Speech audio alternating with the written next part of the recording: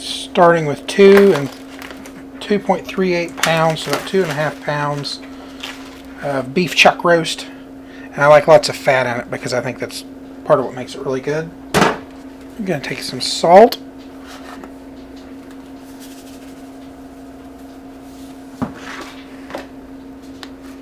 Some pepper.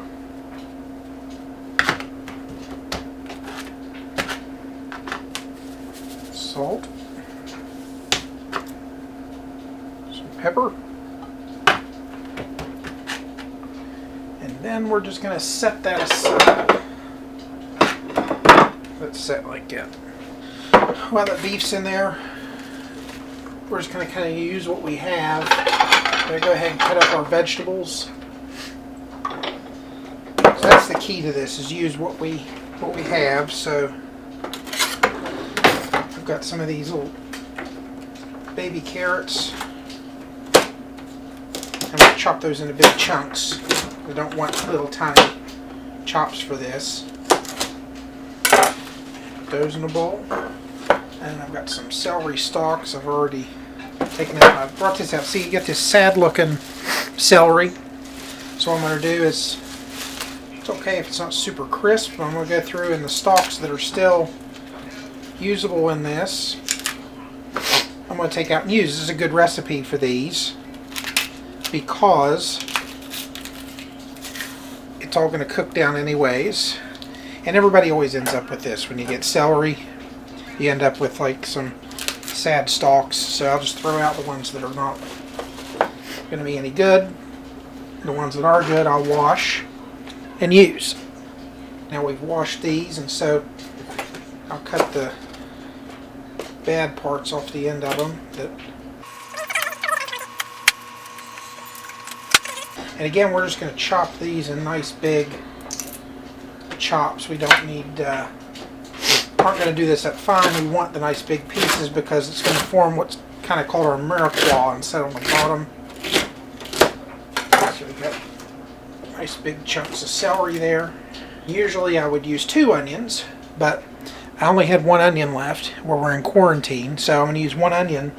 And I went out and dug up a bunch of my garlic leeks and cut those and cut the stalks off the top and trim the roots and washed them. So we're going to use, this adds kind of the garlic flavor too. So I'd mentioned in the garden video yesterday that the elephant garlic is actually a leek. This time of year, if you harvest it, you cook it more like a leek than you do garlic. So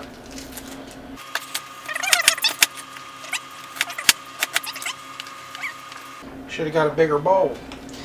And now with these leeks, I am just going to bifurcate up where the head is, but then just chop them so they're,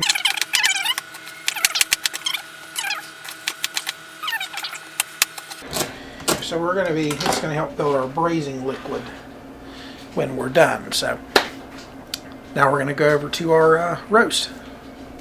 Okay, we're going to bring in a non-stick skillet. You could use a cast iron skillet if you wanted. We're going to turn that up on pretty high. I've got a 1 through 10 setting. I'll probably set it at about a 7.5 or an 8 and let that skillet get nice and hot. That's the key, is to let that skillet get nice and hot first. Okay, once our skillet's nice and hot, we're going to take some of this wonderful beef fat that we've got. Just put it in there and let it melt. Let it melt down. Okay, stupidly, I forgot to charge my battery on my camera, so I'm using my phone for this little piece, but I thought I'd take this opportunity to talk about something I'm going to use here. It's gold right here. And this is beef fat. So a couple of weeks ago, the broth I'll be using, which is frozen for this, is made out of beef bones and beef parts. There's lots of fat and connective tissue on there, and you cook it for like 8 hours. And so at the top, if you let it cool, you get this great layer of fat. And so I reserve the fat. I keep the fat and use it to cook with. The key to making everything taste delicious is to cook it in animal fat. Vegetables, you kids not eating vegetables, cook it in animal fat. Take beef fat, pork fat, even chicken fat, it doesn't matter, and cook those vegetables in that fat, and it's delicious. So instead of using a vegetable oil in this, we are going to use straight beef fat to fry this beef roast in, and then from that we're going to put in the vegetables and stuff to fry it in. So beef fat's the key here, but if you don't have it, you can use lard, which you can buy at the store, which is pig fat, or you can use just regular vegetable oil if that's all you have. But I definitely suggest save your fat off of things you cook. Bacon fat, any fat you've got, it's good stuff, so save it. We've got that beef fat melted in there, and it's important to let our roast kind of get close to room temperature or warmer before we put it in. So we're just going to put this in and sear it on all sides. So we're going to sear it on the bottom. You want it to be nice and deep brown. Sear it on the bottom, the top, and all the sides while it's in here. Okay. So it should be fairly brown on that side. So we're going to take our skillet and flip them over. Yeah. Just do the same on the other side. Let it get nice and brown. Now we'll flip it up and sear it on its ends as well. If we end up with too much grease in the pan, we can just dump some of that off, but don't throw it out. Again, save all your fat to cook with. If not, I'll turn him up on his side.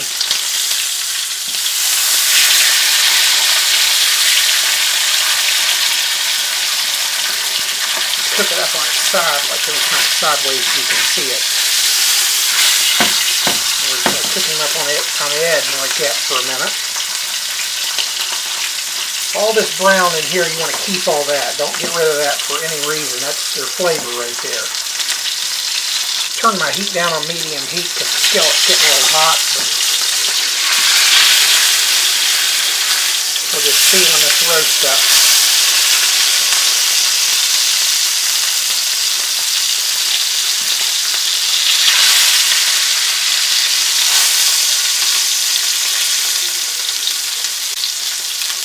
Okay, now once that's done, what we're going to do is we're going to take this roast, turn our heat down to about medium, take this roast off and set him back in the dish. Now we're going to add our vegetables. Start with our onions, celery, carrots,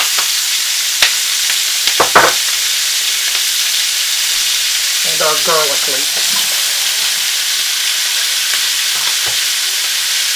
I'm going to add a little bit of salt to that.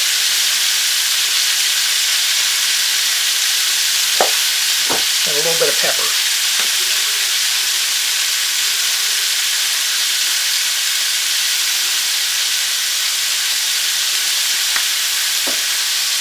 So we're just going to saute that down until those vegetables start to get soft, and just scrape up the bottom here with them too. Again, don't take it out of the pan. While that's cooking, I've got a little bit of coriander and some whole black pepper, and I'm going to crush those coarsely to put in there.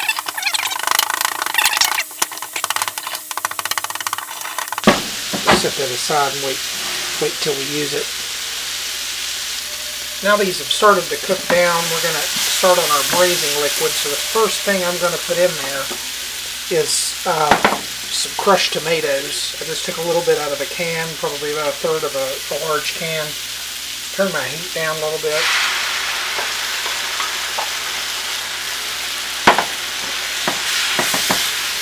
Mixing those around in there. If we haven't already, deglazing the bottom of the pan with that. Mix those all in there. And then I'm going to start adding in some of my beef broth. Now I have it frozen, so I'm going to take a chunk of it I have frozen here and add it in. That's beef bone broth I made and froze, so it'll thaw out while it's in there. I might add more of that as we go along, and then to that we're going to add our crushed black pepper and coriander.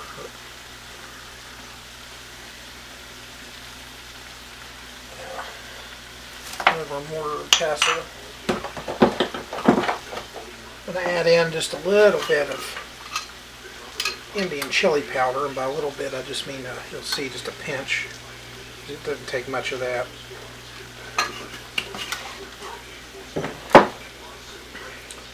Put in some regular paprika.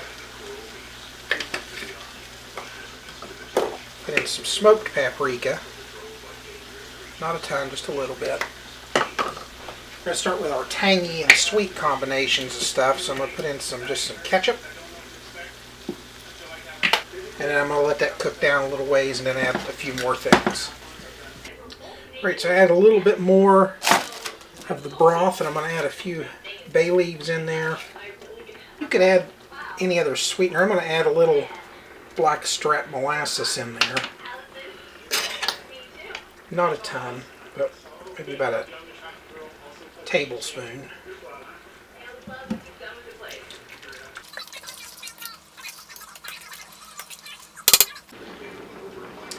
Now I'm going to add in a little bit of Coca-Cola.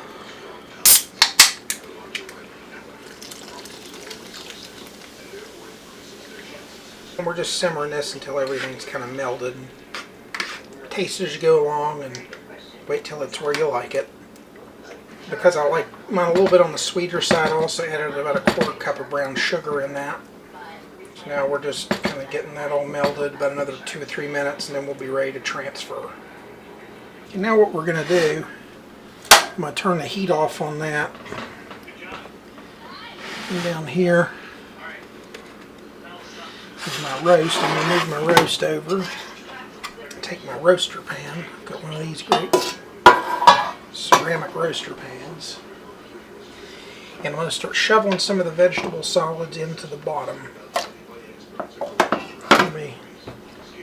So yeah, we're just going to start taking some of these, the bigger pieces.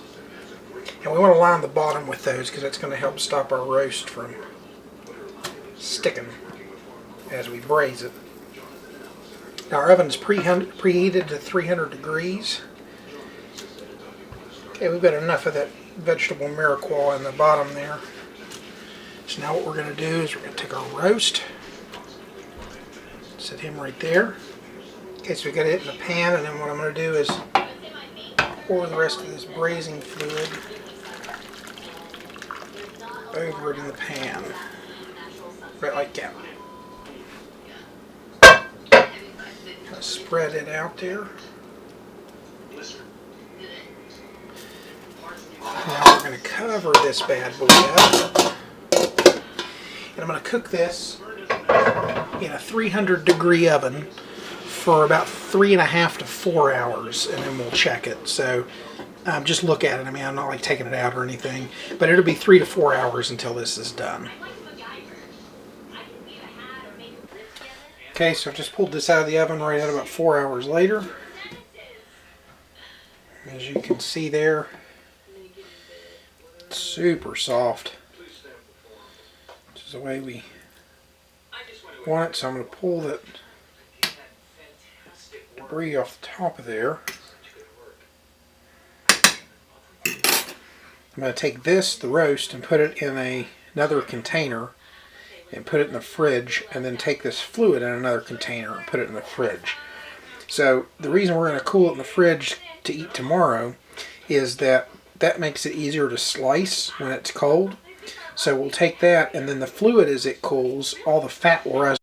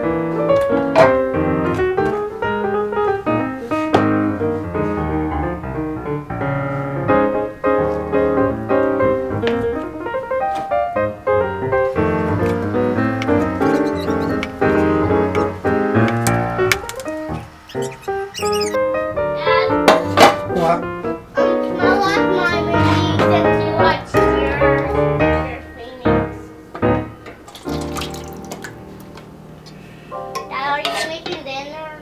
Yeah, I'm working on it.